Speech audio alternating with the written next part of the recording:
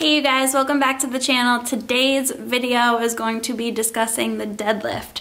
So I've been scrolling Instagram a little bit lately, and something that I've noticed is people deadlifting, and their deadlift looks more like a squat than a deadlift. The deadlift is a hip hinge, so that means your hips are the only thing that should be moving, essentially. You shouldn't be squatting the weight up and down.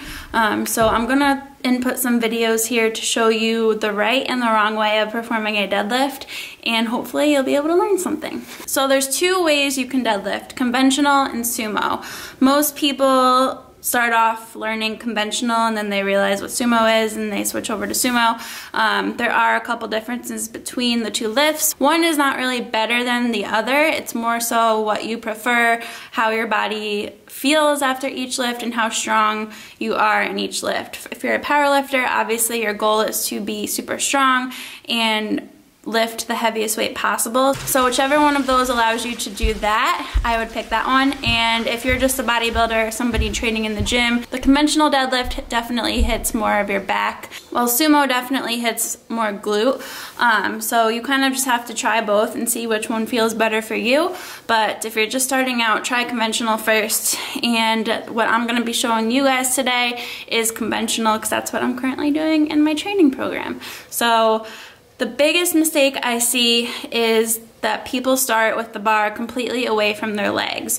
You want to start with the bar literally touching your shins, and that bar, it should stay in contact with your legs the entire lift. So a big thing you see is people start with the bar way out in front of them, and then they pull it up.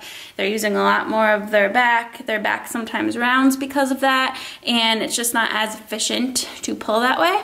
So that would be the mistake number one that I see a lot. So a quick fix, just think, keep that bar in contact with your legs and your shins the whole time. The second mistake, as I mentioned before, is that people tend to squat the weight. The first thing you need to do before you even pick up a bar to deadlift is practice a hip hinge. And there are a couple of ways you can do that. You can get a PVC pipe. Unfortunately, I don't have one of those to show you right now. Or you can use something like a kettlebell and just learn practicing that hip hinge movement without squatting the weight up and down. Your knee joint shouldn't move too much. It should be mostly your hip joint that is moving, and something to think about to help you do this is to think about reaching your hips towards the back wall or whatever is behind you. And then the third tip I want to share with you guys really quick is to keep a neutral spine.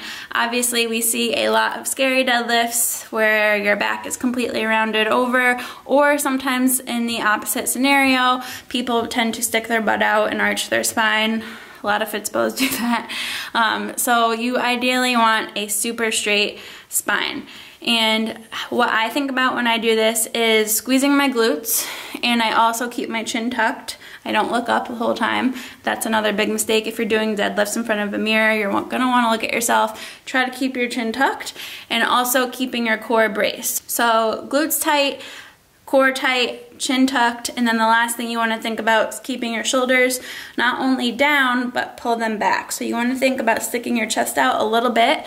That's going to keep your back nice and tight and prevent you from rounding over or letting your shoulders roll forward, which is a problem that I used to have. I know I just threw a ton of cues at you, but those are probably my top cues that I am constantly telling clients and seeing people do wrong on Instagram and social media. So the best thing you can do is take a video of your deadlift from the side. So try to line up your camera right with the bar and just see how you move. And then watching yourself over and over again, if you don't have a coach, this is a great way to kind of pick apart your deadlift in slow motion and see where you can make corrections. So if you like this video, give it a thumbs up, and if you want to see more corrective training style videos like this or helpful tips, comment this video below and let me know so that I know you guys want to see it. Thank you for watching, and I will see you in the next one. Bye!